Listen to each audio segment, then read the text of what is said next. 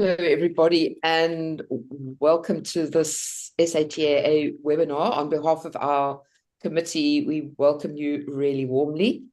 This exciting, interesting, important topic, the impact of TA on children, and what more importance is there to be having a good foundation of young people growing up understanding TA. I think every single person who meets TA always says, if only I knew this when I was younger or when I was a teenager or when I had small children. So I'm delighted that we've got Kirsty, Nisha, Raji, and Rhythm. They are inspiring young educators that I've had the privilege of being part of their learning journey now for many years, some for more years than others. So I'm really excited that you've come together. You can read about them officially in the blurb, but I know them as inspiring women, and what a pleasure to have you all here today. Thanks, Karen. All right, I'll jump in then. Yeah, welcome and thank you for that, Karen. So I think most of us are familiar with each other, but maybe just for anybody who watches the recording or anyone who doesn't know, the four of us will just do a very quick intro and then we will jump into doing a little exercise and then ask everybody to bring their voice into the space.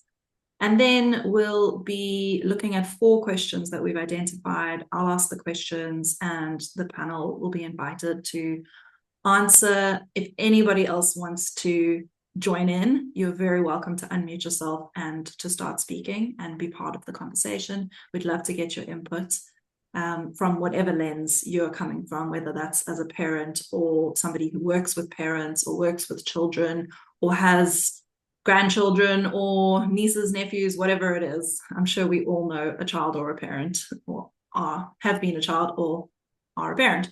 So this is relevant to all of us. And then, yeah, towards the end, we'll come back to our initial exercise that we did and see what has emerged for us. So that's pretty much the plan for today. If we need a comfort break at any point, just flag it and we'll pause, but otherwise we'll keep going and see how we go with that. Okay. So quick intro, I'm Kirsty. I am in Cape Town, South Africa. I'm a life coach and I work with a whole bunch of different people in a whole bunch of different settings, but one of the big pieces of work that I do is run a support group for new moms called Brave Mamas. And through this support group, I bring in a lot of TA. Every month we have a different topic that we discuss at our monthly meetup, and in our WhatsApp group, I offer reflection prompts every week and different tips of how to, I don't know, whatever. So like this month, we're looking at boundaries, for example. So offering little nuggets of information and tips and that type of thing that can be helpful and just stimulating the discussion. And it's been such a beautiful experience doing that, being a mom in the first few years myself. So yeah, I've seen firsthand the impact that TA has on my own child, on myself as a parent, and also on the moms that I'm working with. So that is me in a nutshell. And I'm also treasurer for SATAA, so representing us too. Thanks. Right, who do we want to hear from first? Nisha, do you want to jump in? Yes, thank you. Lovely to reconnect with so many of you. I am Nisha. I am from Bangalore. I have studied TA for quite a few years, 16, 17, and I think the most exciting journey for me was discovering education, TA in education, something I'm really passionate about. I'm currently using it in the corporate space in learning and development. But before this, I was working a lot with children and their ecosystems, which is families, which is schools, educational institutions. And that is something I hope to be doing, back on the other side of this corporate stint that I'm in. I especially like working with teenagers. While a lot of people tend to about working with that age group, it's something that I think really stimulates me and brings out the best sort of energy from me. I'm a certified transactional analyst, in education, a certified child and adolescent counselor. I've done NLP, psychodrama. So I use a lot of this to inform my thinking when I work with children. And I'm really happy to be part of this panel. Thank you. Thanks, Nisha. Raji, do you want to jump on in? Hi, everyone. I'm so happy to be here. It's good to see you all today and some of them within the last 3 weeks. So yeah, I'm an educator. I started my journey as an early years educator, as a Montessorian to be very specific. I stumbled upon TA when I just started my journey as an educator. Now, also being a young mom, I was looking for ways to understand parenting, understand myself as a parent, etc. And so at the moment, I'm working towards my certification in transactional analysis in the educational field.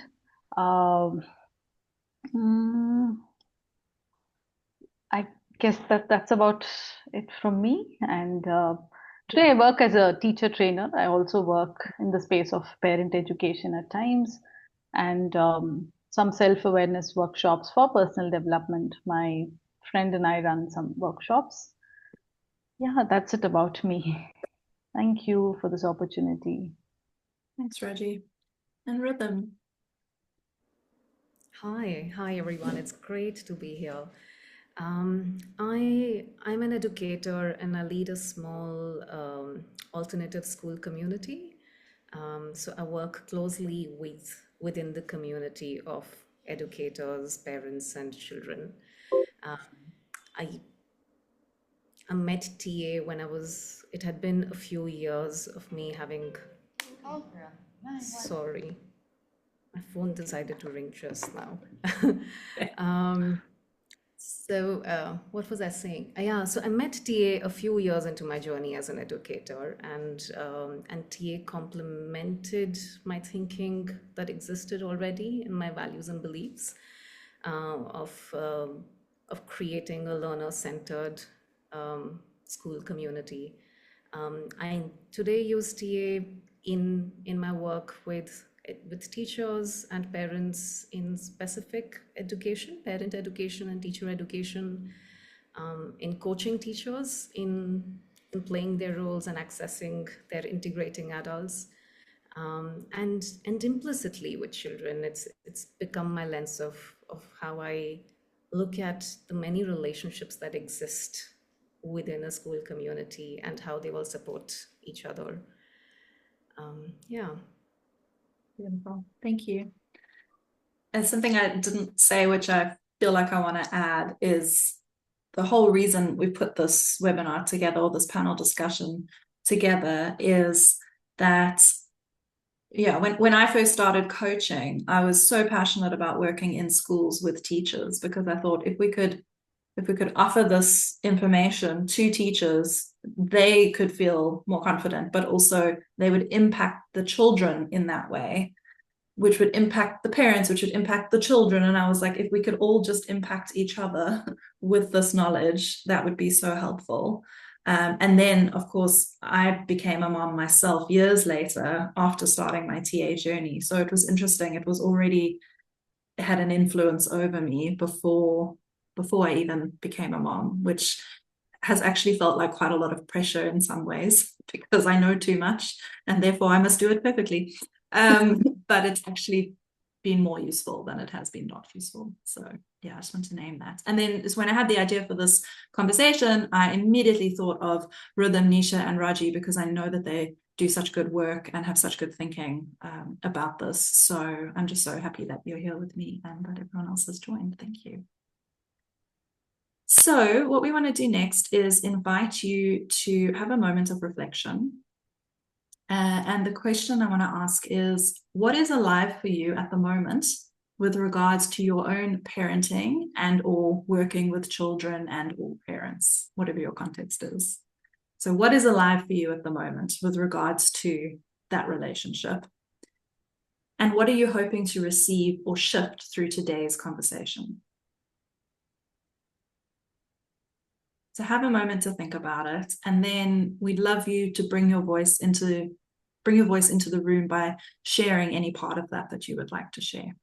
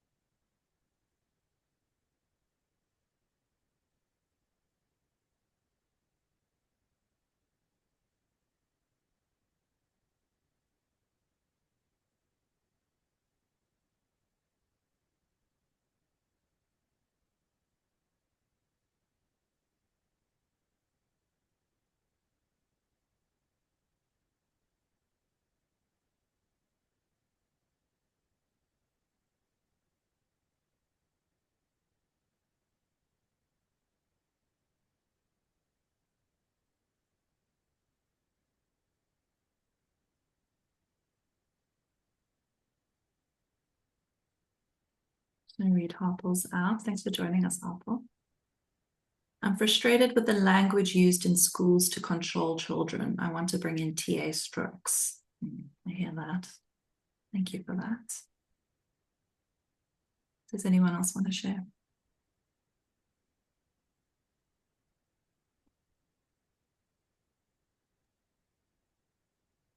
I'm not a parent, so I'm looking to see if this will work with my dogs. No, it will. So I'm parenting my parent at the moment. So he's become the child in our relationship. So I think I'd be able to still take very valuable lessons there. And then also my extended family, my brothers and sisters are all parents, and I continuously get calls about how do I deal with this. And so yeah, I'm wanting to learn from the experts here. So big pressure from you. Thanks, Clive. So my experiences with children is as a grandmother, and there was a particular challenge recently. We were with my son and his little boy and wife in the UK. He's 2.5, so he's into the thinking stage of the cycles of development. I'd sent them a kind of handout around these are the sorts of affirmations years ago, and they're stored on the side of the fridge. And it was so interesting because one of the affirmations is around it's okay to begin to separate from your parents. And I noticed his mum has got a little ritual when they go to school saying, "Don't leave me," because if he's hesitant to go, she kind of, "Don't ever leave me, don't ever leave me," and it becomes a joke, and then he's happy to go off to school. And I was going, is this my be perfect? Like, oh, that's bad, it's going to mess him up. So I'm trying to look for a way as to how I can gently share with the parents something around what they don't realize, that the messages they might be doing. And I guess the bottom line is how much is they will work it out, and how much can I be useful. That's very alive for me right now. With that, it feels like the stakes are so high all the time, and then it's like, but whose responsibility is this? But I have useful things that could help. Yeah, I get it. Thank you for sharing. Anyone else want to go? Rabia. Yeah, hi. So I'm a parent to 2 daughters who are grown up and leading their own life away from home. And since 18 months ago, I'm a grandmother to a grandson. And the thing that comes to my awareness is when I was a parent, I did not know anything about TA. I had not had therapy. And as a grandmother now, I have the knowledge of TA. I practice, I sort of counsel in TA, and having had the therapy in TA, and how different I am as a grandmother compared to being a mother. Positively different.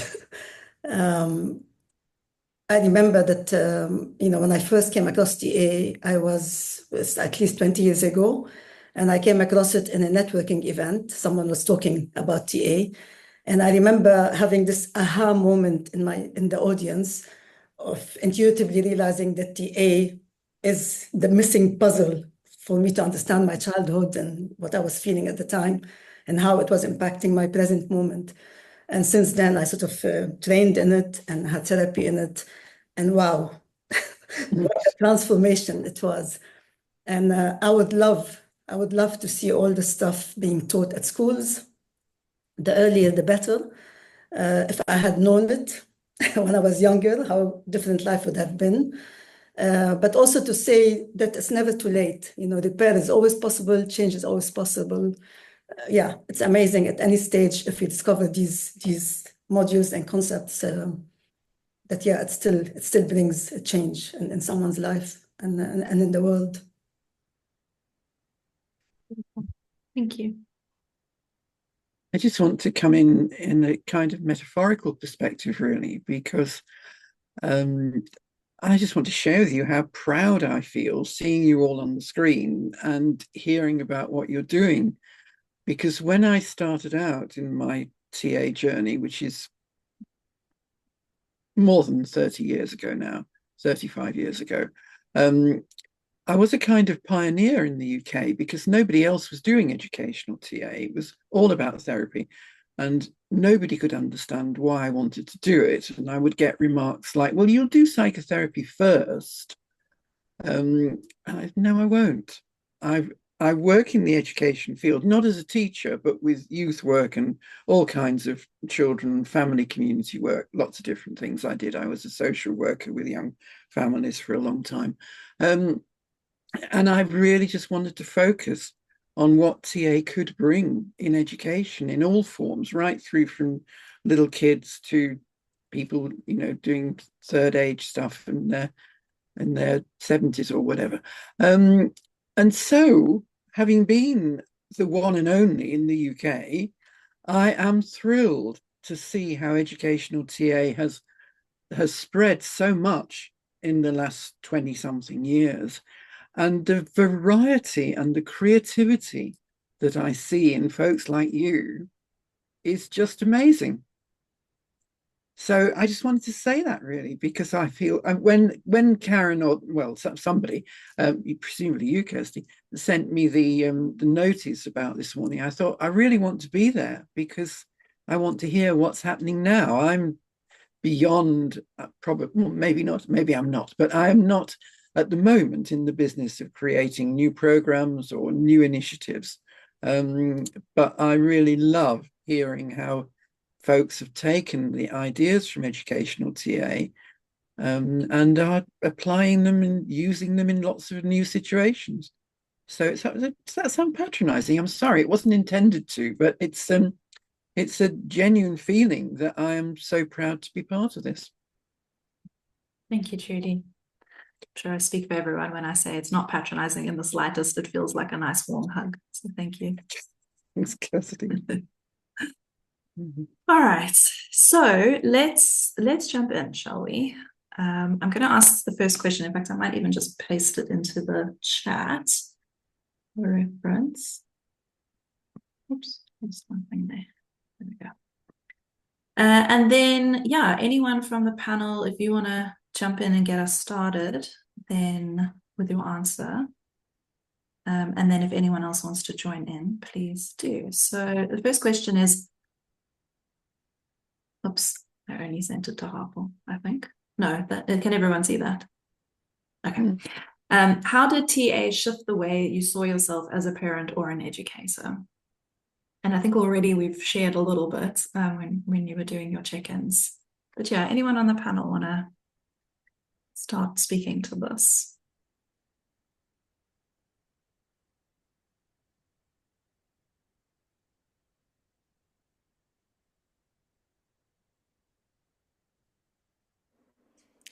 I can begin. So, like I was saying earlier, for me, my beliefs and values of being a part of a learner-centered environment, that was already there. So it didn't significantly shift what I believed in as an educator, but what it really, I think over the years, I've really been thinking about the gift that TA has offered me. And especially as a school leader, it's helped me see the forest for the trees.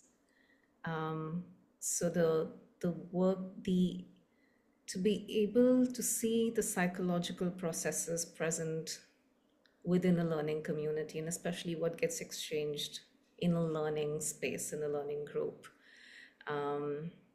between the teachers and the children, between the children themselves, and then to be able to clarify and look at it through that clear lens of what's going on within us, and then to be able to make sense of the behavior and the deeper roots that they come from.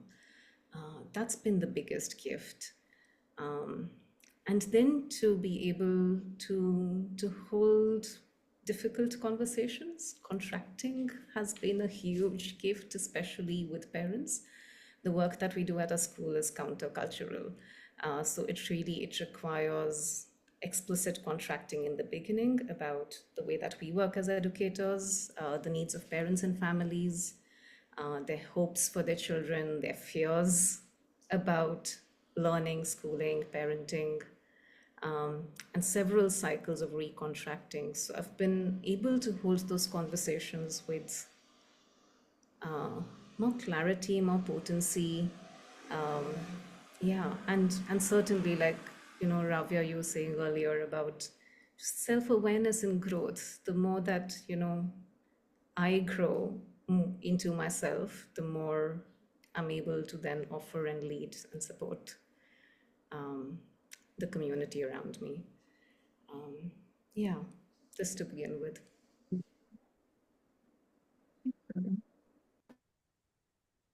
Rajiv. I could go next, and I think I got married, had children at a time that I didn't know myself. Like, if I have to go back in time, probably I would change the sequence of things and understand myself before getting into marriage, and probably definitely before getting into parenthood. And so so I was the youngest in my family, and I had not seen anybody else parent children. It was just my own lived experience of being a child that I carried into my motherhood. And so when things happened between me and my daughter, and I wasn't comfortable with the way I dealt with it, I didn't have option. I didn't know where to look for, whom to talk to, what to do. Of course, there were parenting books, but then it was more than that. At times of stress, I went back to places where I was doing the exact same thing that I didn't want to do. And so that brought in some amount of curiosity and yet a lot of frustration. And I think I had enrolled my daughter into a Montessori, fortunately. So the directress there modeled, some of these behaviors that I was really looking for. And then TA happened, and I had already, by then I had got trained as a Montessorian. And so I also, like Rhythm shared, saw a lot of alignment between the principles of Montessori and TA. So TA felt like an extension or more options of how to implement, a Montessori, be it as an educator or as a parent. So for me, TA has provided a lot of options of a choice of, if this doesn't work, there is something else, and not that stuckness was removed. So that was the biggest shift. And I think I'm blessed that I stumbled upon it at that point of time, because through our journey together, my children who are 19 and 17 now, through this journey, we've learned to verbalize, we've learned to, what I learn, I go back and tell them in bits and pieces. And then so at times they hold me to it and say, this is what you shared. An example would be, I said, we don't make people feel certain things, they choose to feel. And a few days later, I say, you're annoying me. They said, no, we are not annoying you. You are choosing to feel annoyed. So it was sort of a very empowering journey for both of us. And as an educator, I think um, I was just emulating whatever I was learning, be it from my Montessori directress who was leading the school at that point of time, or what I was learning through TA. It was later, many years later, when I wrote my diploma, that I was like able to say, okay, this is what I did, and this is what I did, and this is how it worked. So yes, it's been an amazing journey, and it continues to be, because each stage that children are comes with its own challenges, and you keep rediscovering, you keep learning new things. And so some Clive referred to us as experts. Not at all. We're all in this learning journey, and there could be one day when I wake up and say, oh God, it's like an added stick, the self-awareness, an added stick of saying, okay, you know this, and yet this is what is happening. So yeah, that's something I wanted to share.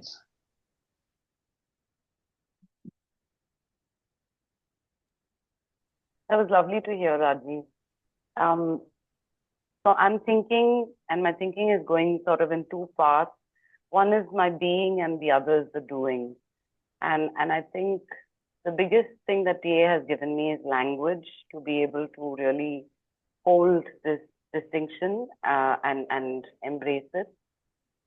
So from the being perspective, I think a lot of the permissions, the framework, everything has just allowed me to move past roles of being a parent, of being an educator, of being a mother, a sister, whoever I was, right? Into, I think, just being a person. And sitting there in front of a child, being a person, sitting in front of a parent, being a person, and seeing the person in front of me, not as,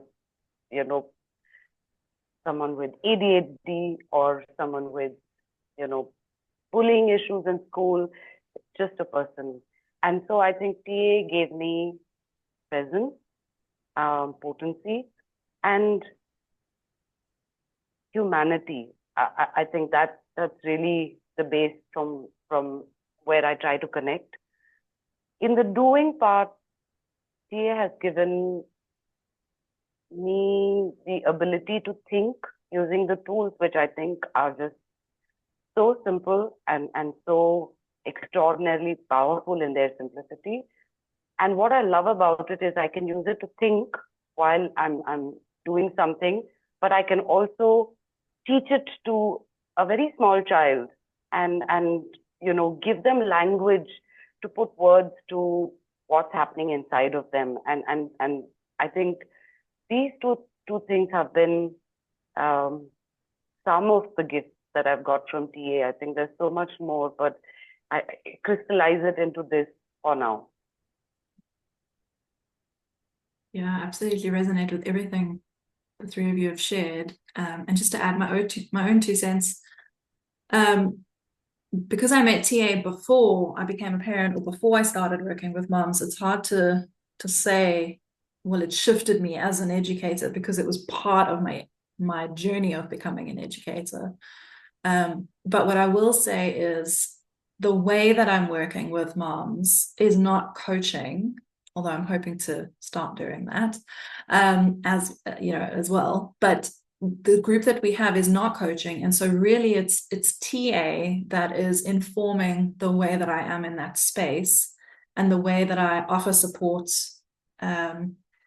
and really embracing the principles of co-creation, and just something simple like mutual okayness, like that, and shared responsibility, like really trying to live into that, so that being versus doing, it really trying to be that.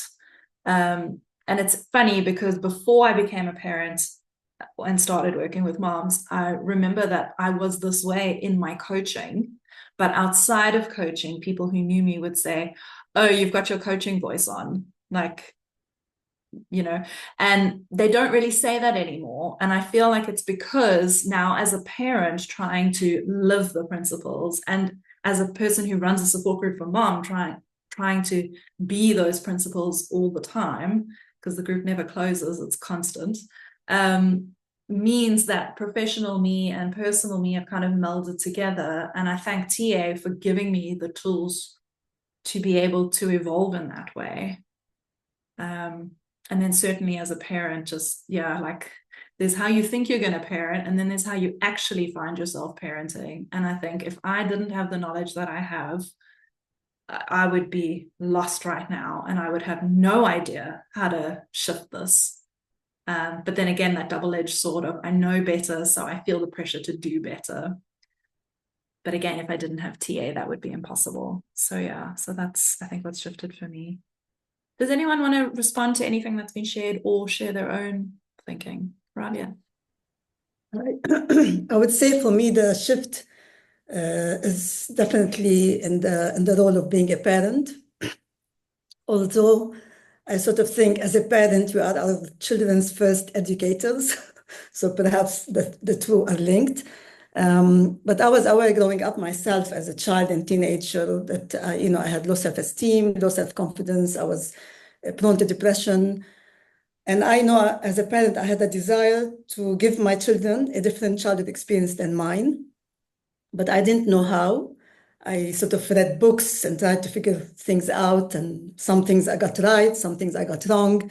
Some books had great advice, some had bad advice. So I was sort of fumbling in the dark.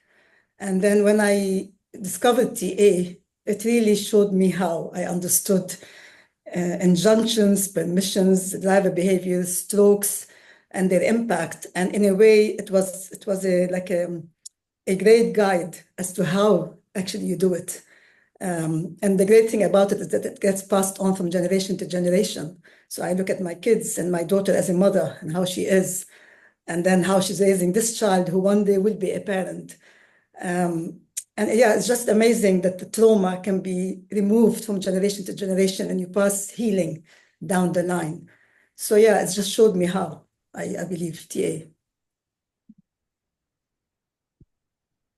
There's a lovely reel doing the rounds on social media, and it's got a few glasses lined up next to each other, and the first glass is very muddy, and they say this is like the grandmother, and then they take that and they pour it into the next one, and then of course the mother is now a muddy glass, and then they take clear water and they pour that in. And with enough pouring, the mud actually filters out and the water becomes clearer. And then the mother takes that and pours it into the daughter or the son, and now takes some clear water and pours it into there. And then that further filters it. And I think about TA as the clear water, that we're pouring, that's helping to clear the mud, so to speak, the scripty stuff. So yeah, that intergenerational stuff is very powerful. Thanks, Rabia. Would anybody else like to share anything before we go to the next question? Okay. All right, so the next question is, can you share a moment where TA helped you regulate or repair a difficult dynamic with a child or a teen? And is there any specific theory which has been helpful?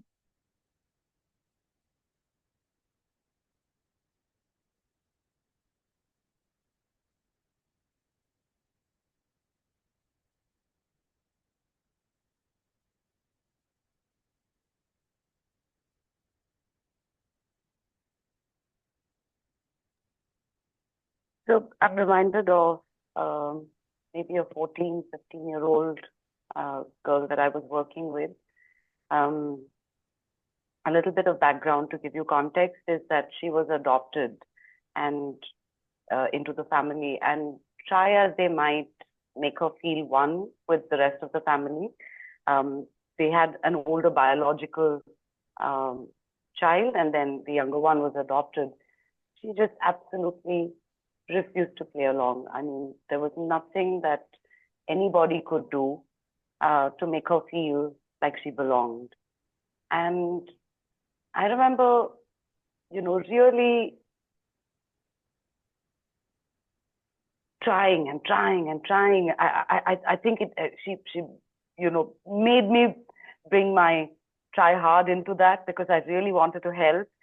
And we went back and forth for a few months. I took supervision, and it would be okay for a while, but then, again, the fights would start, the clashes at home, until I just realized it's me and I need to stop trying.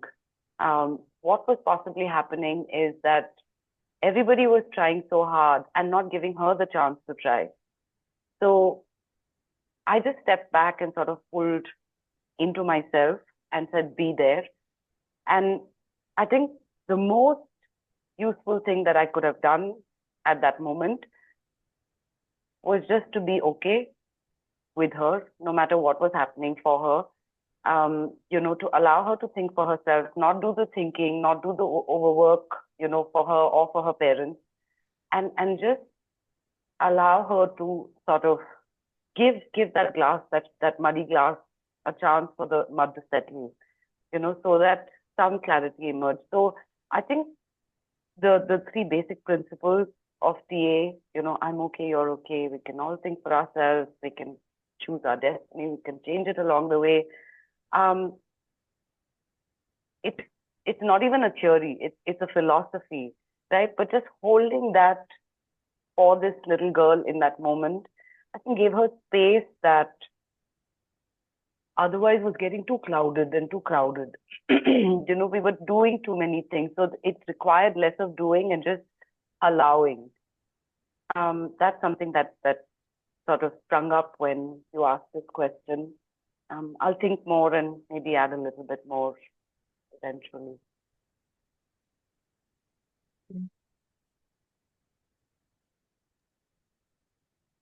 For me, what comes alive is I did mention about my children.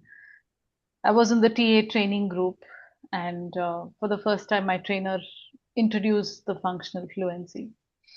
And not the functional fluency, he introduced the functional ego states model and said, which one of you want to volunteer to bring a situation and work using this model? And I, with all enthusiasm, got into the exercise and then explained the situation, a situation that was very current for me at the moment with my daughter, who was around 7 or 8. And very comfortably stood at the critical parent place and said, this is what I do. He said, okay. He invited me to move around. And I can still remember how I felt. Even that physical movement felt like stuckness because I didn't know what happens in that place. How do you approach it from that place? So for me, when you ask of all the ways that I have used, TA, I think the functional modes and later the functional fluency and the positive aspects of it have been the most helpful, which I keep going back to and saying, okay, if I were to go back into this conversation, what would I say differently? How would I say it? What would be my tone and all of that? And another thing that, comes alive for me also is when I feel myself stuck with either of my children at home, and I go back to Jean Ilsley Clark's Stages and Ages, and I go back and see what is happening for them at this moment. And often I'll find that that unmet need for me also was there at that stage. So I really don't know how to put it, but then that whole sequence helps. One, understanding what they need at this point of time, then looking at it, if I have some unmet needs from that stage, and how do I fulfill that for myself as well as my child. So these are two things that came alive for me with your question, and I'll add more if something more comes up.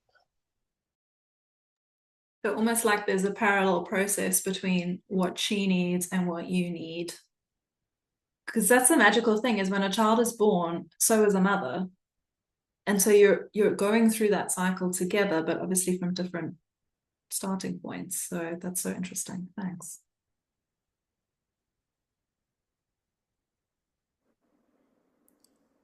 I'm thinking of a 10-year-old boy, and this was last year, who's 11 now.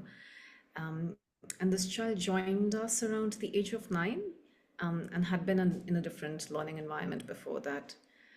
And one of the first conversations that I remember having with this child was a conversation where this child said, "You know what? I don't know if I'm smart or if I'm dumb." And then just as time passed, what I constantly had a sense of is while, and I also, like Raji was saying, use the cycle of development and the ages and stages a lot in making sense of what's happening with children across different phases. And I constantly had this sense that it's not about intelligence or capability. This child was intelligent and fully capable, but there were a lot of unmet needs in the power and identity stage. There was a lot of testy behavior, there was a rebellious child, and really that sense of not knowing who I am and where I belong in this group, what's my place in this group, what kind of impact I can have. And then realizing that, and then really gradually sort of engaging the natural child and the playful child in learning spaces, because then what that was doing, all of those unmet needs was leading to no learning in learning spaces and a lot of, I don't know how to do this, I don't want to do this. And so bringing a sense of playfulness, engaging the natural child there, playing games, and lots of strokes and permissions that you can think for yourself. We love having you here. It's fun to be around each other, really holding that within me, changing the learning plan to meet the child where he was, and with young children also really keeping attention span in mind. So he would get really tired doing lots and lots of it. So just 10 minutes of task, and then the sense of, the permission to succeed, that this is the work today, hey, you did it. And then what that led to, just within a few days. And what I've realized through this work is when we understand where the child is and when we come in with intention, the change is so fast and so visible. It was within a few days that, learning and attention span had increased. There was a sense of self-confidence, a sense of, look, I did this and I want to do more today. And I want to learn more, and feeling joyful in that place of learning, and arriving fully in the skills and structure phase. And every now and then with this child, there's a going back to power and identity, and then just remembering to be in contact. To meet each other, be in contact, have conversations generally about life, brings him back to feeling connected and alive. So this is very top of mind for me.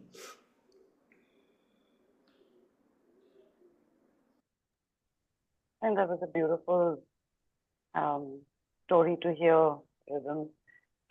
I'm reminded also of a little boy, eight-year-old boy, who was a bit overweight and underconfident. And so his mom wanted me to work with him on not eating too much. So I said, I can't promise you that.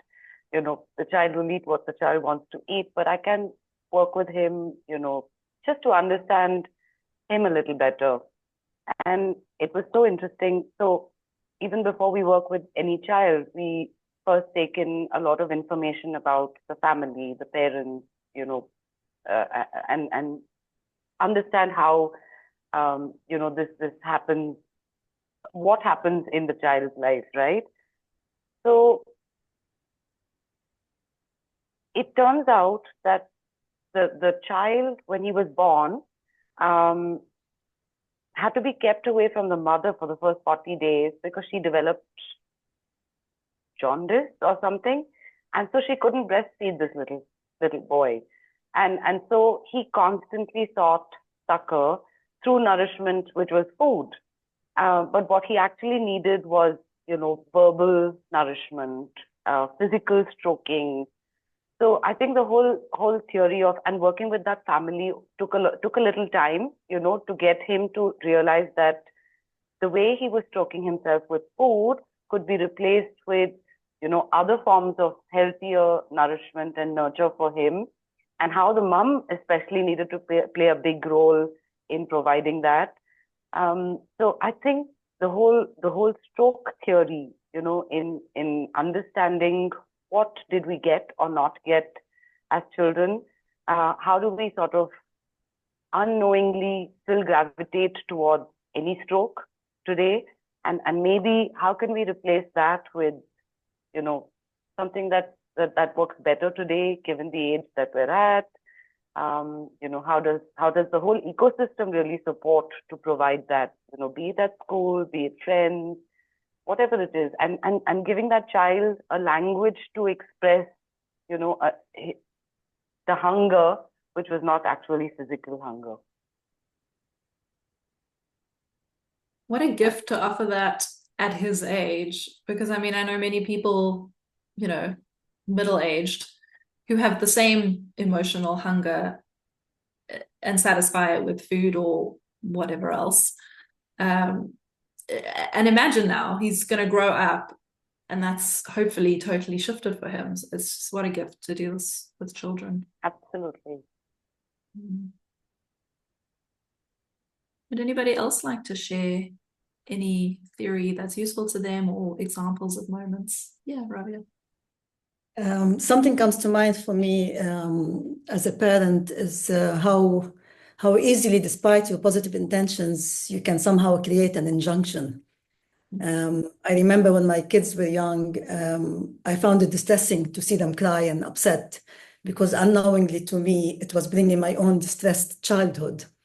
So I would sort of say, don't cry while you're crying, and comfort them. And somehow that seemed to translate into them thinking they're not permitted to cry, which was not my intention, of course. And at some point there was a conversation with them, and it came up, in the conversation that, oh, Mom, you don't want us to cry. We're not permitted to cry. And I'm like, what? Where did that come from? And I understood that from my own distress and not like being able to see them and witness the distress, they understood that I'm saying don't cry. So having that conversation around it and explaining what was happening for me, what was happening for them, we were able to turn that into a permission that, of course, it's okay to cry. It's just Mom feels this, or it brings that for her when you cry.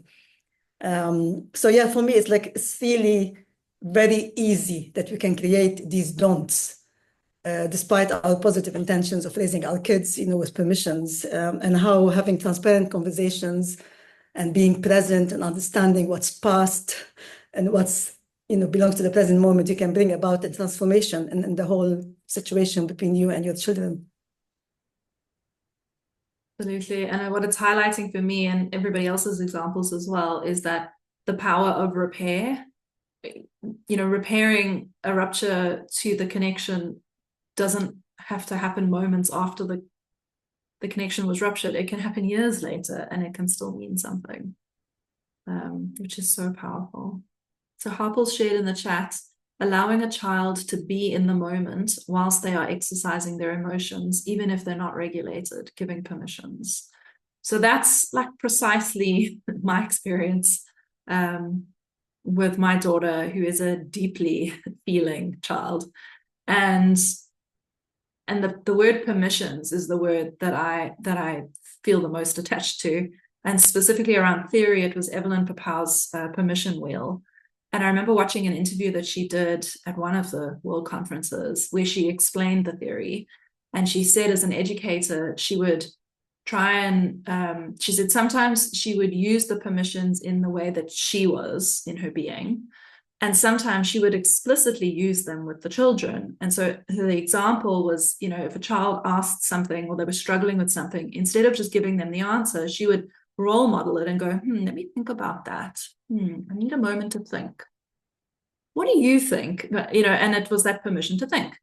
And I watched that when I actually used to au pair before I became a mom. And I used to use that with the child that I au paired. He'd climb up the tree and then he'd want help getting down. And I said, why don't you think for a moment and just consider, you got yourself up. I'm sure you can get yourself down. I am here if you need me, but if you think about it for a moment, I'm sure you can figure out where to put your hands and your feet. And he always would. And now using that with my daughter, who's deeply feeling, and that, when she's dysregulated and she's crying and having a meltdown, honestly, it's permission to feel and be where she is without trying to change it that I think is the most powerful. And I just have that like permission wheel in my head constantly going, it's okay to feel, okay to think. Don't need to change it. We can just be present for it. Anybody else like to share? We're doing quite well for time, so we have space.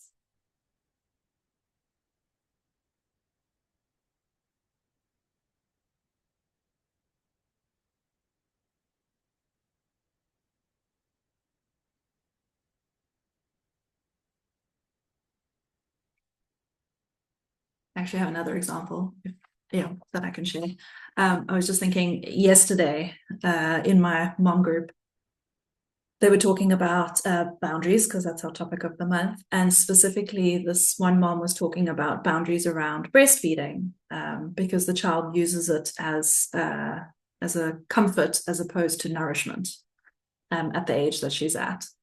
And saying how she never says no. She never says no. If the child wants to breastfeed, she can breastfeed, that's fine. And she was saying, like, I feel like maybe it's time to be boundaried around that, but that feels mean. And what I had in my head was life positions, because I was like, we have to trust. Sorry, let me take a step back. Whenever I think about boundaries, I think about it as two circles that overlap. And the bit in the middle is our relationship, our shared experience. And when I think about boundaries, I think about if I'm okay, my circle is solid. And if you're not okay, you've got like a dotted circle. And so when we overlap, you're spilling into me and I'm overpowering you. And vice versa. If I'm not okay and I'm seeing you as okay, my circle is dotted and your circle is solid and it's coming into me and I'm spilling into you. And so I kind of had that in mind. And I was like, we have to see ourselves as, even with our very small children, it's okay to see them as okay. Like they can handle our boundaries and actually they benefit from it.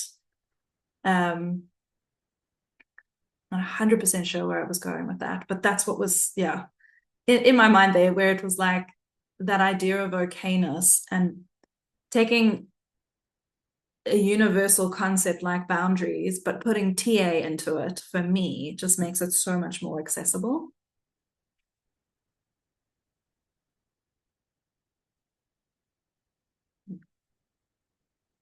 I just wanted to add that my daughter's been in the room while this has been going on, and I've been asking her questions along the way, and I specifically asked her, well, what have you learned from, about TA, through me, because that's all I live and breathe. However, sometimes I doubt myself, and I think that I don't know enough about it.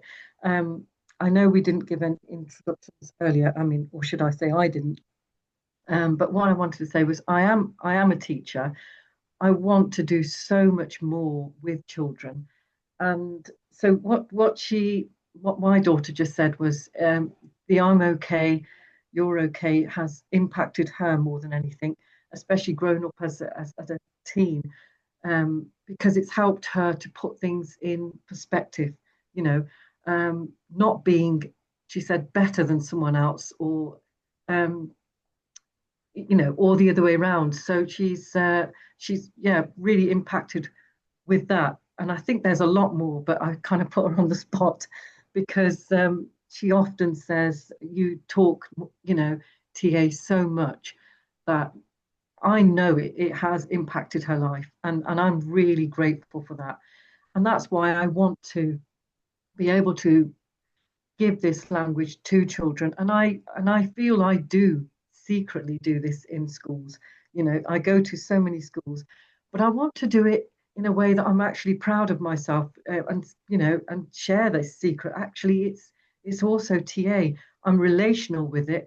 I'm much more as I mentioned about permissions, giving to the child and allowing them, to be in that moment, where they're struggling and they're doing what they usually do, because there is no other language, words or visual for it. And I think, without getting too psychological about it, it's something that only teachers that really, really care can do in the moment, because it does take that extra out of caring, to give voice to these children that have no voice for it. So I'm really passionate about it, but I just I'm still lost in my way of trying to introduce it to parents, as well as senior management. It's I just feel like I'm lost in that, and then I just sort of take myself back and say, well, you can only do what you can do right now. Be relational with these children, introduce certain amounts of the language in the way that they can understand. And I suppose that's why I was so drawn to this workshop this morning. I thought, my gosh, there's hope, TA children. So and it's so good to see all of you, speaking so passionately, giving some really good examples. And I just, I know I'm silent and I'm not on video, but I'm really present. And, I'm really grateful to hear what you're all saying. I just want a little bit more help in order to get this message sent over to schools. And I really want to be part of it. So thank you for that. Thanks, Harpo. I can hear your passion in your voice. Something that's helped me with feeling okay to share TA without needing someone to buy into the idea that it's TA is just making things more relatable. Because some of the TA language, like strokes as an example, to use the word strokes, some people might think that's a bit strange, and so when we spoke about strokes in my membership, we spoke about them as recognition. And I said it's a human hunger. We all crave and need recognition.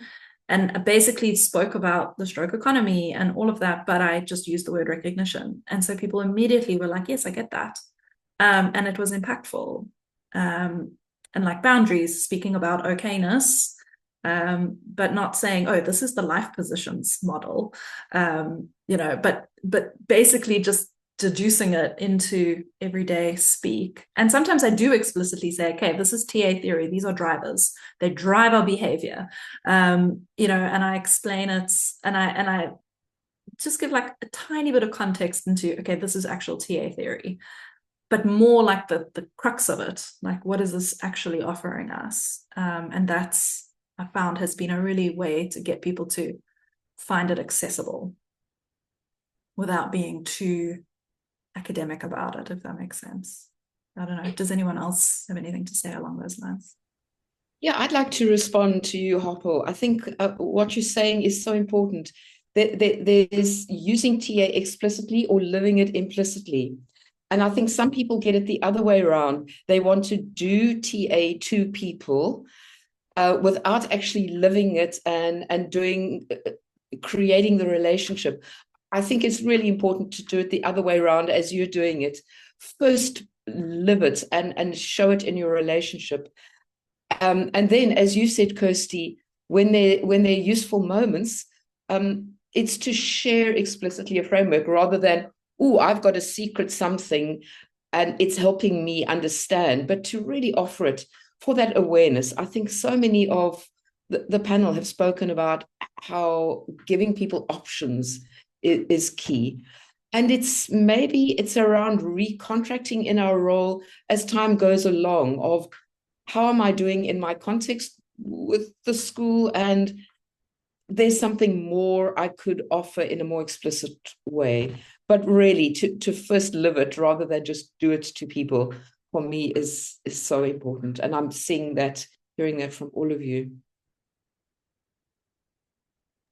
Oh, I've just touched upon the word contracting, you've reminded me that actually when we start the school year off, I actually contract with the children, as we do anyway.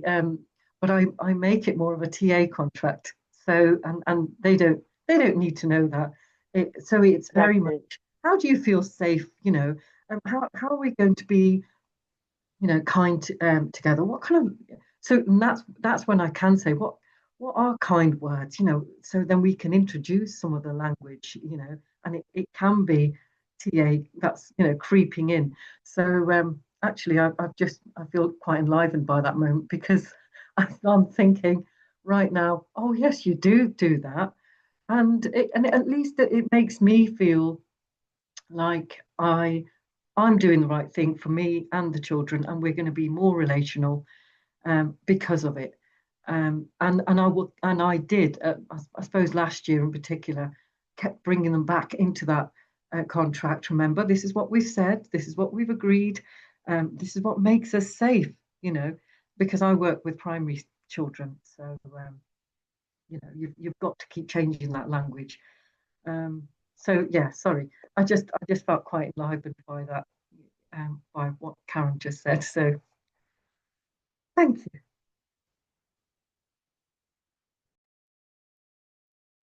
Okay, thank you.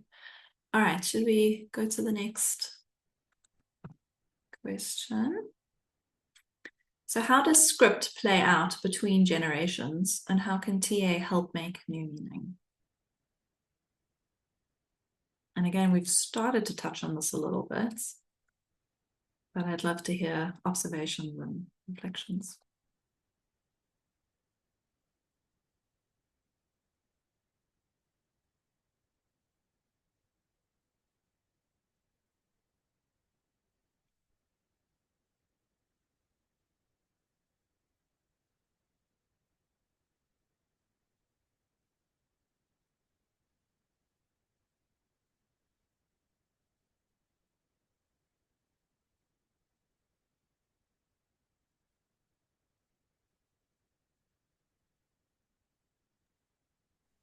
My head's going in many directions. I'm thinking, generations from parents to children to grandchildren. I'm thinking generations between, the 60s, 70s, 80s, 90s, those generations. So my head's going in many places. Let me just get my thoughts together.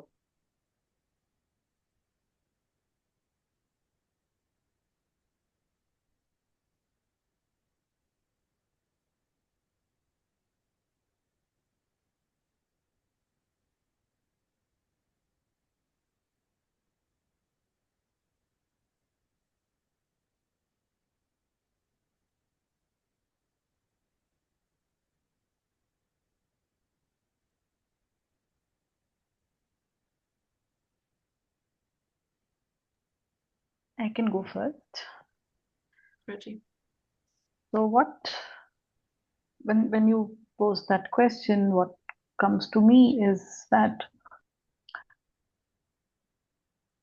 through generations, let's say in a family, there are certain things that are followed. So one, it starts off with, like I was a child who would question a lot. And so first it's that question to understand, why are we doing this? And often they may not know the reason. And then that sometimes they'll brush it off and say, you do it just because everybody is doing it, or, something like that. So it starts off with the courage to question and wanting to understand better. For me, when I started my journey of self-awareness in TA, I started examining a lot of those. It need not be just rituals. It could be beliefs. It could be, it could be, it could be the way of looking at certain things that was passed on. I started questioning them and started re-examining for myself. Not that I wanted somebody else to answer, but do I still need to follow this? Do I still need to? What is the value of, following it? and does it need any modification? So TA actually gave me, TA was a tool that I could examine those beliefs or those notions and actually look at, make a more informed choice. So that's something that's that I can think of, but yeah, for now.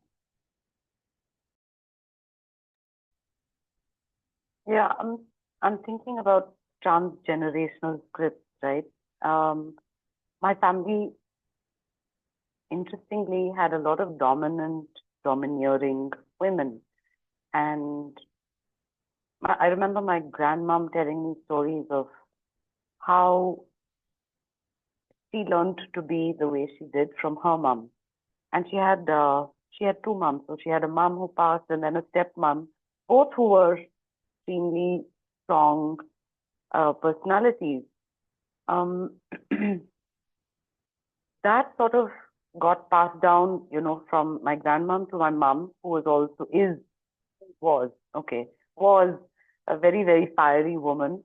And I used to be exactly like that. So I think part of what you said is really coming alive for me, in that sometimes we just swallow those hot potatoes whole. We don't stop to think, oh, it's hot, it's too big for me. We're blind to what's coming down. And I think giving ourselves the space to reflect, to go in deeper, and to question, not just outside, but to question within as well. Why do I do what I do? Why am I so bound by, this sort of a norm or shackle, right? Why do I need to be that way? And I think for me, what really, really helps is the game theory. I mean, I think in my family, these were the games that got perpetuated, grandma games, the mother games. I don't know what they were. I didn't want to analyze because it's not really helpful. But when I could stop myself from getting hooked by my mom or my grandmom, when I could catch myself, and there's just so many ways I could do that. Sometimes I would be in the game and then realize, oh no, there we go again, and pull myself out. Sometimes I'd go through the entire thing, but say I'm not going to feel bad about it at the end. Sometimes I would watch the game start and sort of step outside of myself and say, oh, let me see how it plays out, in a fun, sort of curious or interesting way. So there's, I think, knowing the theory and knowing the winner's triangle for me was hugely empowering to really work through this transgenerational script in my family. Yeah, and I'm still aware that these happen, and I think not being in any of those drama roles, not feeling like a persecutor or a victim, any of that, it's just freed up so much more in the relational dynamic between me and now my mom only. I don't have my grandmom around anymore, but yeah, it's just freed out so much. And I think when two or more people are engaged in these sort of transgenerational scripty patterns, even if one of us understands and figures it out and pulls away, I think it just breaks that entire loop and cycle for everybody else too. Because I now see that those games don't repeat between my mom and my other siblings. Something's changed in the entire environment itself. Yeah, that's my experience.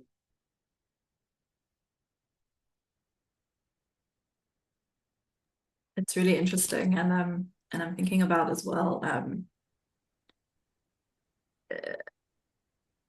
how our parents can be so different with our children than they were with us, and how that can actually be quite confusing for us. Like, I'm speaking about myself here, I appreciate that for my daughter's benefit, but there's a part of you, I suppose, the child within us that's like, hey, but why didn't we get that same that same kind of nurture. And so in my work, I've actually created a whole workshop around reparenting.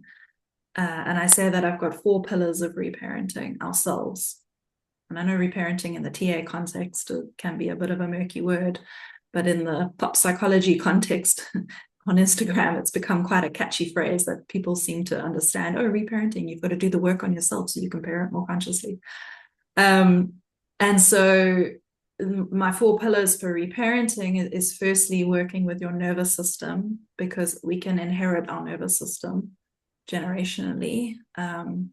So that felt sense of safety in the body. So that was the first one. The second one I call stop shitting all over yourself. And this is driver theory, is really getting to understand your drivers and using them as working styles, but also offering yourself the permission not to be perfect and all of that. The third pillar is, so I actually borrowed the structure nurture highway model. And that's really about, with ourselves, offering ourselves loving discipline to take care of ourselves and to do the things that we say we're going to do, and to build that trust with ourselves instead of feeling doubt, but also to offer ourselves grace and compassion when we don't and when it doesn't work out, so that there can be that balance between being our own nurturing parent and being our own structuring parent. And I use the highway to illustrate that. And then the fourth pillar of my reparenting is authentic joy. And that's something you mentioned, Rhythm, about like leaning into play when it comes to children. And I think we need to do that for ourselves as well, because I really struggle to access playful moments sometimes with Evie. Sometimes it's very easy, but other times, especially when my capacity is low or when my script is being triggered, I find it really hard to access playfulness. But if I can start cultivating habits of play, whether that's through hobbies or social things or getting creative or whatever, it becomes more accessible. Yeah, and so for me, that's doing the work that I feel a responsibility to do as representing my generation, so that the next generation can feel the benefit of that. And my mom has always said, watching me be a mom has taught her so much about being a mom. Largely, my daughter reaps the benefits of that, but I'm sure it's coming for me too. But I'm grateful for that. So yeah, I just wanted to share. So when I think of scripts, I think of family scripts, cultural scripts, religious scripts, and then how complex everything becomes when you find yourself at the intersection of more than one culture, more than one religion, and how much confusion, contamination happens, especially when those scripts can be in conflict. So like my background, my mother's from Ghana, my father's Lebanese, my mom was raised Catholic, my father was Muslim, and then there's the Black and non-Black, and I'm in the middle of it all, and all these different scripts. And this is the only way I can describe it. And having to really understand their impact on you, what's being passed, and then to find yourself within all of that. Especially also when there's a message of I'm okay, you're not okay from each culture. You know, Lebanese saw me being Black, I'm not okay. Ghanaians saw themselves as better than Lebanese. And I'm, the two are inside me. So it was really quite an interesting, sort of peeling all these layers through TA. It was a very, very interesting experience of unraveling everything and coming out of it whole. That's all I can say. Thanks. It's been such a stimulating conversation, and so many trains of thought are open in my head right now. And I've been thinking about, as a new generation of educators, what's the change in the script? that I'm passing on. And I've really been thinking, I've been going back to my own schooling journey and how I was the withdrawn / rebellious child growing up in the school system. And I was recently reading Claude Steiner's chapter in Scripts People Live on the Drama Triangle, and how, while growing up, most parents and educators play the roles. They move between the roles of the rescuers or the persecutors. And and as I was reflecting just now, I was almost thinking like, gosh, I was a victim of the schooling system. And so there's so much of my work of who I want to be as an educator and what I want to create as a schooling community is to not create another system where we're raising children as victims, and as victims, because when I think of what happened for me, was so much of don't think, don't be yourself, don't feel, don't be too much, don't ask too many questions, don't be close, just all of those injunctions that get passed down. And really my work has been to pass on all those permissions that I didn't receive. I'm thinking about just a conversation I had yesterday with a new family who's joining us tomorrow. Their child is 3 years old, and the father was talking about how they've been learning as parents and on what they need to unlearn. And the father was talking about, we started out in our journey as parents saying, no, don't do this, or thinking for the child, and then beginning to realize that this child is their whole person already, and what they need to instead do is unlearn and listen to their child. And I'm thinking how so many families, implicitly, even though they don't know TA, are re-scripting already for the next generation and creating new scripts. And they were speaking about how many different school spaces they've been to, but none of them really supported the child. And then finding a space like ours was really what felt like it aligned for them as a family and for who their child is.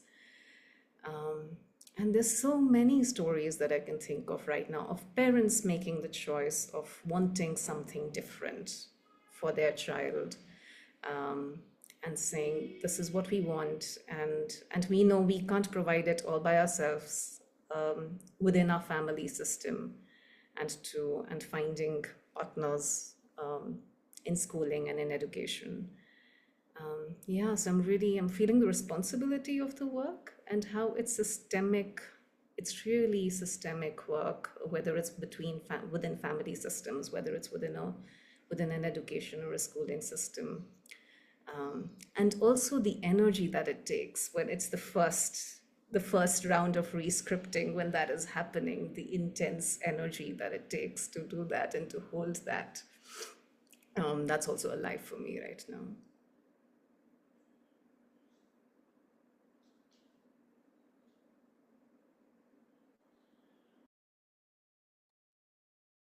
Yeah, I just have to look around my Brave Mamas group and how exhausted everyone is. And I'm like, you're exhausted because you're holding so much responsibility, both physical and mental and emotional and spiritual. It's a lot. But I think again, that permission, like we do what we can. It's not our job to raise children with no script, if that's even possible. But we do what we can, which is a permission I give myself often when my perfectionism is kicking in. I wanted to share about an educator. So literally while we're on this call now, I got a message from Evie's teacher, a picture of her, and she said, Evie asked me to send you a picture. So she sent me a picture. And I'm like, that's so beautiful. Like for me, like one of my main goals, I would say, as a parent is to raise her to know what her needs are and to be able to advocate for them. And in that moment, she needed a connection. And so she was able to ask for it. And her teacher was the type of teacher who was happy to give that to her and facilitate that. Whereas I'm sure others would be like, no, like it's school time, or just no, and I sent a picture back of me on the computer, and she was like big smiles, and I'm like, that's so beautiful. And she doesn't even know TA, but she certainly lives a lot of the philosophy, the teacher. So it's wonderful. And that's the power of the script, isn't it, Kirsty? It's not all bad. I mean, really to remind ourselves that energy, the playfulness, the power, the curiosity, the innate need to push forward, to make a difference, even all of that comes from back in our script. So yeah, I think to do away with what's really not useful anymore, but to amplify and enhance the seeds of what can be so powerful, especially thinking, I really don't know. I mean, this is a slightly larger topic, but with the world being as scary as it is today, I think if all of us as self-educators can really start to question and ask maybe these questions of, what is it that we're trying to get? Capitalism or power? I don't know what it is, but I think really tapping into our individual scripts, collective scripts, moving towards more powerful change there. I digress, but I think just thinking about all of this goes bigger. It makes me think of the beautiful side of technology, because when I was a young mother, such a thing would not have been possible. That connection via pictures and WhatsApp would not have been possible. So there's a nice side to technology. It brings us more connection. Right.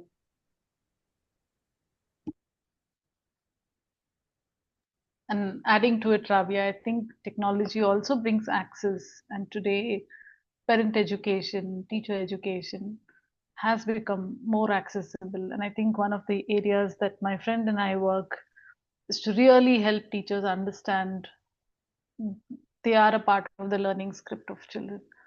And so what happens in those early school years is going to affect their entire life. And so how to make TA accessible to educators, and how that can have an absolute ripple effect. I know Rhythm School is one of those beautiful places that helps in this sort of creating this sort of an ecosystem where the parents, the teachers, and all of them are sort of in sync, working towards what's good for the child. But we need more of it.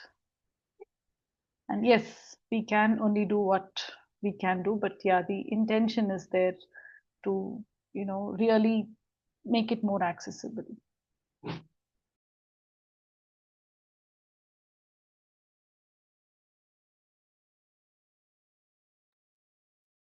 Anyone else have anything to share on that? Otherwise, we can move to our last question.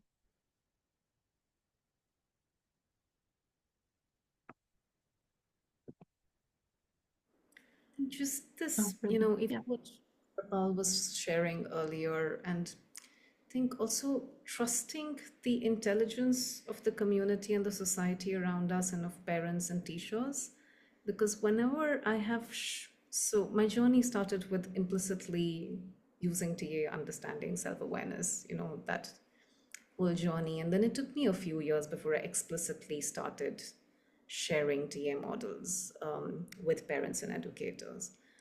But whenever I have, I've seen the sense of relief and understanding both. So some models that come to my mind are the cycle of development, which we just is our go-to as a community. And, every year we begin with just getting a sense of, okay, what age are our children now? What's going on for them, both for parents and educators, that being the lens that we hold for the year. And really what what I see, and parents make sense of it immediately because they're living that with their children every day, and they say, oh, this makes sense, you know, all the testy behavior I'm seeing, that makes sense because it's the job of the child to just do that as they become their own person. And really that sense of going away with, we understand, we get it, this relieves us, so we feel like we're not alone in this. Or it's not just our child, because what parents end up doing is sort of thinking something's wrong with my child and I've got to fix them. So really that the lens of development and growth and understanding, and with, I think Karen shared it sometime in our group, that with understanding comes choice. And really that just taking everybody wants tools, ways of understanding that'll help them help their families. So yeah, every time I've trusted that I can share and they will, they'll make meaning of it in their own way. It's helped all of us.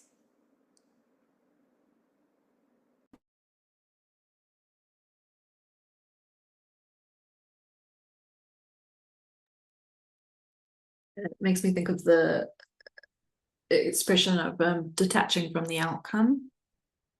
And something I think we spoke about yesterday in our CTA group, Karen, around trusting that people can determine their own learning, make their own meaning, but trusting that they will learn something if what we're offering is useful. Yeah. Thank you.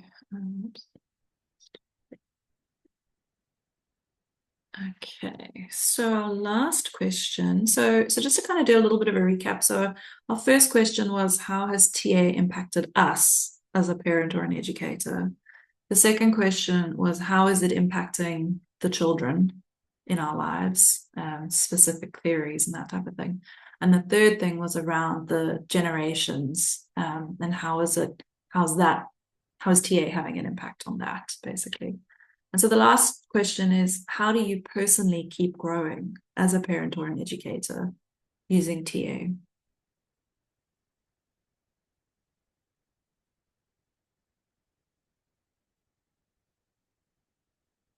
I think the first thing that comes to my mind is that I'm very much a reflective practitioner. So I will constantly ask myself in the moment, what's going on for you? How is it for you? Where you have these moments when you're teaching, something's going on, something's percolating. There's a bit of curiosity, but in the moment, I quite often say, right, I will say, parent, adult, child, where are you? What's going on? Which one are you speaking from? Is this helpful? And is this about you? Is this about the child? So it's that really helps me, and that's that shows a lot of, I think, okayness from my side, to say, if I can reflect and if I am experiencing something in the moment, then literally take a moment, and there's a little bit of mindfulness in that moment as well, just pause. And yeah, so that helps me to grow, not only in the moment, but I think it's quite impactful as an experience, because education, you're always growing. I'd like to think you're always growing, you're always developing, and that's what I think learning is all about. You're always learning in the moment. So how about try testing it out, and I think it goes back to why I'm here, about language. What do I say? How am I feeling? What's going to be understood by the children, in this experience? And I will literally sometimes say, do you know what? I'm just going to pause because I'm not sure what's going on here. What are your thoughts? What's going on for you? This is really interesting. What did you see in me just now? What did you see in yourselves? What's coming up? So and that takes some doing, because then the whole lessons steered into something else. But I think it needs to happen. I think that's why that's probably why I'm still educating, and I'm still a teacher, because I'm still really curious, and I'm really curious about, you know, the children and the relationship, and literally what's going on, because it's part of the education, and it's part of growing, and we're doing it moment by moment. So I don't know why I just said that, but I just felt compelled to say it, because I think it's important to bring children in and not just lecture them. I just don't like the idea of telling them what to do. It's how is it for you? What's going on? Are you getting this? You know, oh, let's steer it in a different direction then. What is our direction? So yeah, that's what growth looks like for me, as an educator, and actually generally as a person. So yeah. Thank you. Yes, I agree with a lot of what Harpal said.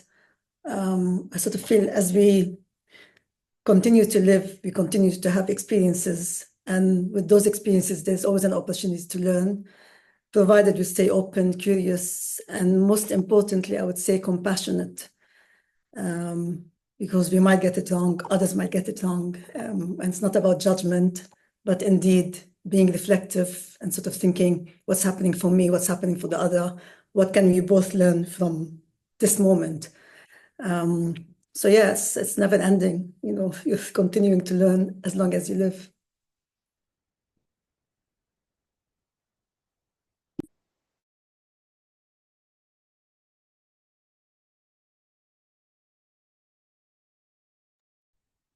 I'm also thinking a large part of education, while TA does look at, you know, the underlying human behavior, it's also about overtly being current, with understanding what's happening in the world around us.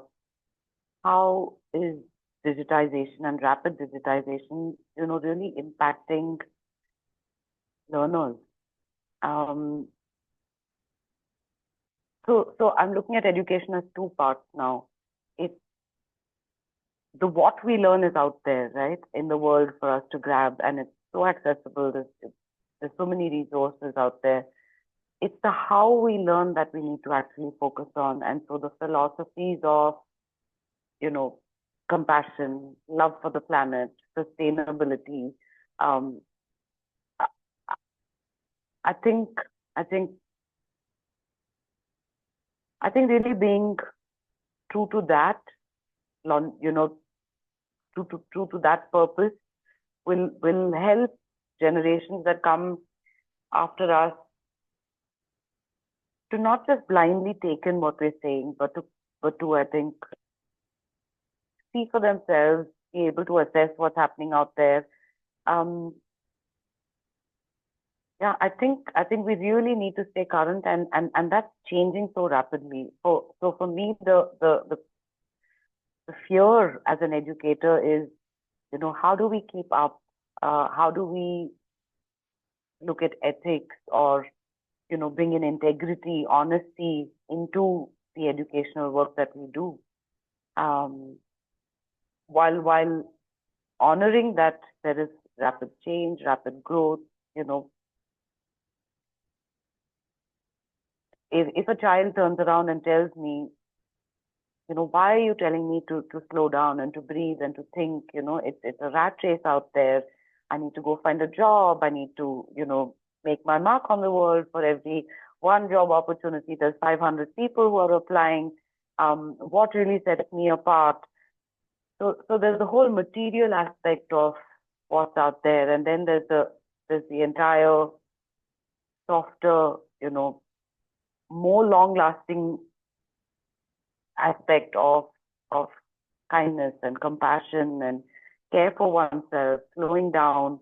So I think for me, growth is taking in the changes that are happening, and evolving our own way of working with our you know with our group, with our families, our children, our schools, and still seeing where does that leave us.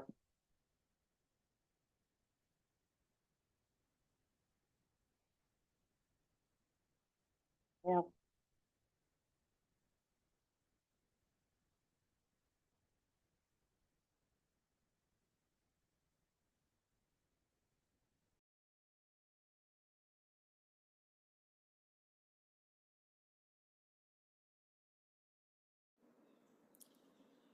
Nisha, what you were just sharing, it's one of the tensions that I continuously hold, which is the society and then the work that I do and I believe in. And there are days where it's very easy to get caught up in everything that's happening externally and the despair that comes from it. And just now I was thinking that, as long as we're doing work which is honest, comes from an honest, true place, and work in education where learners, adult learners, children are have the space to belong, to love, to think, to ask, to continue to understand themselves. My hope for the long term is that the children that I work with, that if they're growing up in an environment like this, they will find their place in the world. And the world in 10 years and 20 years will be a very different world than the one that we live in today. So the hope that I work with continuously is that.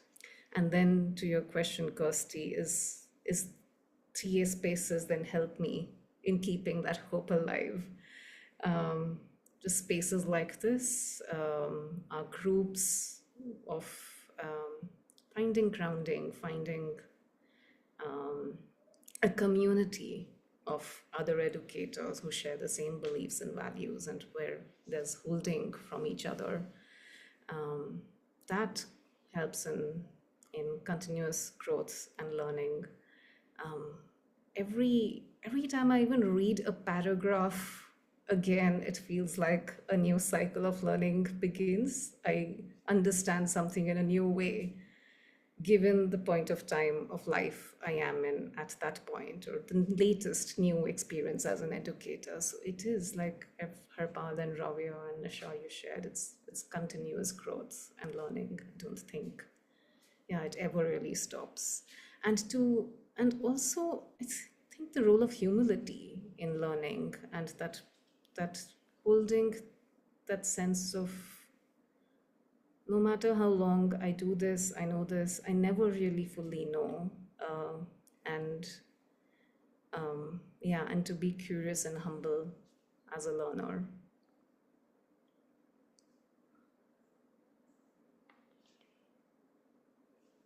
Yeah. I think I want to add to what Rhythm spoke about, the community. I think often in this journey of being a parent or being an educator who's different from what we experience, so you're almost chartering a new path. And often at times of stress, you could question yourself. And me and my siblings often joke that we are not raising our children the way our parents raised us. And when something, is out of line, and then you don't know if it's because you didn't parent them in that way. So there's self-doubt creeps in that easily when you're trying something new. And often communities like these with shared values, a common language, really helps, to stay grounded. And I think another thing that deeply has had an influence on me as a learner is exposing oneself to a wider community and different cultures, different social structures has also helped me expand sort of my um, view of the world, and also again um, to rethink of, about various aspects. And I think what I really want is to stay curious and to pass on that curiosity to children, and to really, I think, some time back I was having this conversation with my son where he didn't want to sort of celebrate his birthday due to different things. And then I was sitting and telling him how who you are is different than what you do, and so a celebration of who you are is there, I mean, has to be there. And so really having this language, having this open communication with the next generation, be it as a parent or as an educator, really helps us to continue in this journey of growing and learning together. Yeah.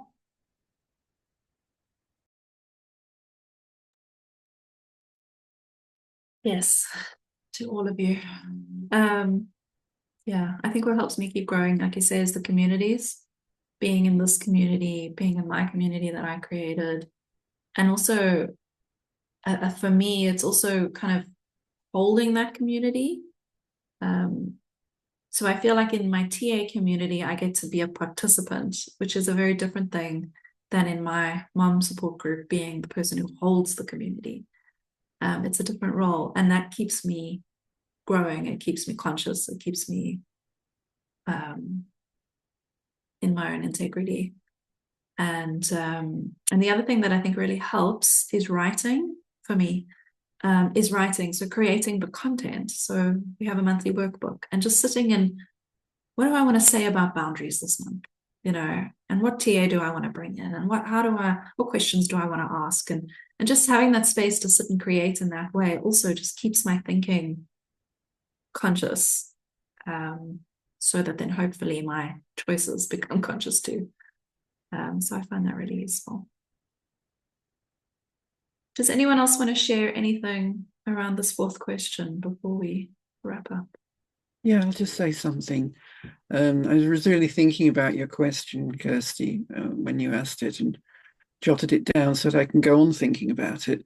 But I think for me, one of the most important things is doing things like this, actually listening to the next generation. And that goes through all the generations. So not thinking that I've got it, that TA is something that's a finished question for me, but listening to what's coming up now, what's important for you, what ideas you're having, and what changes or developments you want to make to ways of working. So I think that's probably the most important thing for me, is not being static, but knowing that everything's going on, and as far as I can, participating in that. And one of the things, I'll say this now because I'll have to go in a minute. One of the things that's really struck me today is the positivity, the positive attitude that all of you are bringing in. I mean, the sort of the generally positive atmosphere in this event. And I really celebrate that and rejoice in it. So thank you all for being there. Thanks, Trudy. So a closing reflection that I offer you is, has your original reflection shifted in any way? And was there a particular moment or an insight that created that shift for you today? And we'll use that as a way to close out the group.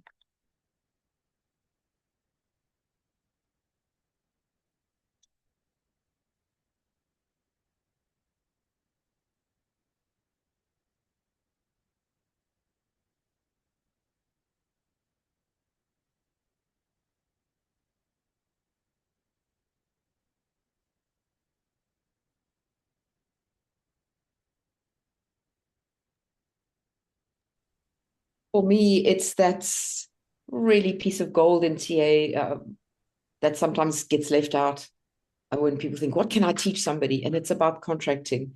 And it really came home to me, I think, right at the beginning in the first question rhythm, you spoke a lot about contracting. The question I have in my role as a grandmother is, hey, yes, of course, there can be more explicit contracting of how would they like me to be with them in my role as a granny.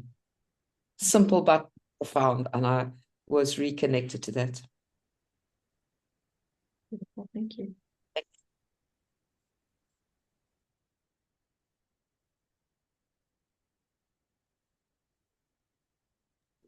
So as I've watched, what's been incredibly powerful is, I think often when we meet transactional analysis, we are met with a language and a framework that allows us to explore the impact the world has had on us and how do we navigate that. And I think the power of transactional analysis is when we use the frameworks to explore how we can impact others and let it shift from the impact the world has had on us and allow it to be something that we use to consciously shift the impact we have on others.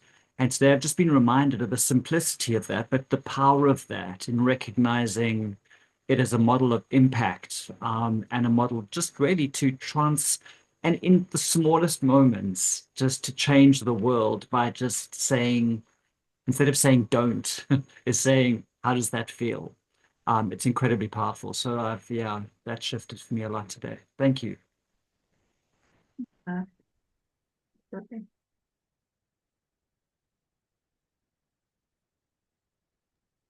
And that is exactly why I feel hopeful, Clive.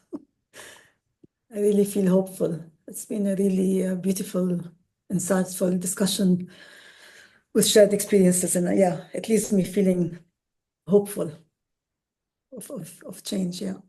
Thank you all. Yeah.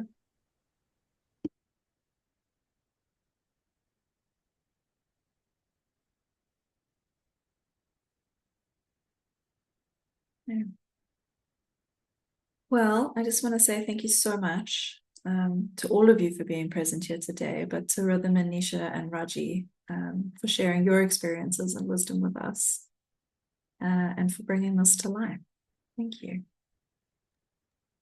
I just wanted to say I came in with curiosity and a must be here driver. So, and I feel really enlivened. And my daughter was literally going for her first driving lesson, and I said, "Sorry, you just got to go. I need to hear this. I need to be here." And so I go away feeling not just hopeful, enlivened, because that's how I always feel when I'm in the TA community. And we were talking about having little groups. Kirsty, you mentioned about trying to keep it alive by community. I have a group. There's a group of educators mainly, or coaches, and there's we're like 5 or 6 of us. We've made it a commitment for us to meet once a month just to talk TA. And whatever's going on for us. It could be supervision, it could be anything, but we've got a 2-hour slot each month. I've also recently joined in with Tin, and I can't for the life of me say her second name. But it's sort of more TAO, and we're going to be reading papers, TAJs, and discuss them. So that's keeping me enlivened. So it was something that a couple of weeks ago I said to someone sort of very dear to me. I feel like I'm losing TA, and I need it. And then I get a fabulous email from maybe it was Clive, I don't know, but you haven't subscribed to our to our courses recently, and it's only this much, and would you like, and I thought, that's a sign. Oh my gosh, it's bringing me back in. So I'm really taking it, and I really value TA and everything everyone has said today. I've sat like a child on the chair and really taken it in. And I feel like it's absolute gold dust, to be able to spread this. And that's how I'm going to be going into my new academic year, spreading it like, literally blowing the dust onto to the children and educators, because this is what it does for me. So thank you all. I'm so glad I made it. I'm sorry I didn't show my face, but you wouldn't want to see it right now. But thank you. It's been absolutely joyous listening to, I think the word of the morning is positivity, definitely. So I thank you very much. Yeah, and Trudy, you're one of my idols as well, and Karen Pratt. So I'm like, wow, oh my gosh, there's a TA giant on here. So thank you very much all. Thanks for that, Harpal. And I've been listening to your voice and wondering where you are. I'm in my child right now. I'm smiling. That is not what I meant. Oh. Your actual location. I took it seriously. Well, what do you mean locality? Yeah. I'm in Coventry. Coventry, okay. Yeah, and remember, people get sent here. That's the old phrase. Yeah. And there's not much TA here, at all. I always feel like, God, Coventry needs to grow up, but that's not for me to do. I can only impact using the little fizz that I've got in my brain to make children feel excited about learning and growing. Well, I'm sure you'll do what you can in Coventry. Oh, I will. I always try and impact, because in my own way, because it's important to me. Yeah, never mind the world, it's important to me. I was going to say, it sounds like a big fizz. Yeah. Well, that's why I get invited back to school so often, because I think I am a little bit different. My word, I will refrain from using as bonkers. I will say exuberant instead. Yeah, that's and wealth of the fizz that we want to put lay on to the children, because it's so important. Because children these days are little serious beings and don't know how to what can I say? They don't know the language of TA, obviously, but this is my mission today, Kirsty. I'm definitely going to give them some voice that they can understand. So maybe I need to go away and write a few words down, starting today. So I've learned so much from you all. Thank you. Thank you. Nisha, did you want to say something? You unmuted. Oh, I didn't realize that. I was just going to say thank you to you and everyone who organized this. It's been a lovely afternoon. Thank you.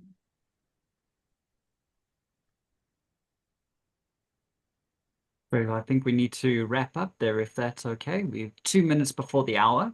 So well done, everyone, for timekeeping. Good contracting going on there.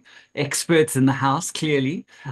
So just want to wrap up just to say, from the South African Transactional Analysis Association, thank you so much for, firstly, for just the wealth of information that's been shared today from our panelists, Kirsty for putting this together.